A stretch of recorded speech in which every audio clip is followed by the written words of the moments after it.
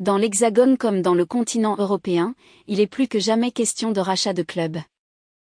C'est qu'officiellement, le club de la cité phocéenne ne l'est pas.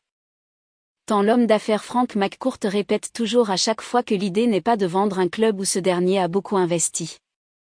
Des prises de parole qui ont souvent suivi des rumeurs de vente, avec toujours la spéculation de fonds en provenance d'Arabie Saoudite pour reprendre l'OM et en faire un rival possible du PSG.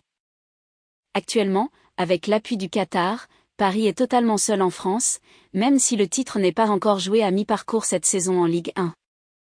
Mais cela pourrait changer avec le désir de l'Arabie Saoudite de se pencher d'un peu plus près sur les investissements à faire dans le football.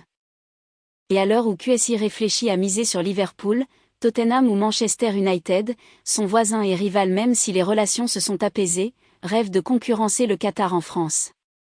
C'est l'avis très tranché de Roland Courbis, persuadé que le Royaume a bien envie de récupérer l'OM pour en faire un mastodonte du football français à son tour.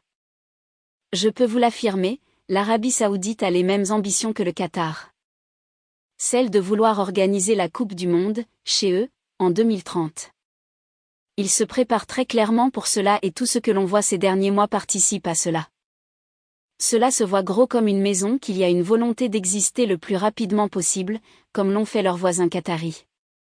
Je ne serais donc pas étonné, après toutes les rumeurs que l'on a entendues autour d'une éventuelle reprise de l'OM ces derniers temps, que l'Arabie Saoudite débarque en France et concurrence directement, frontalement, le Qatar, a prévenu l'ancien coach de l'OM dans les colonnes du Disport.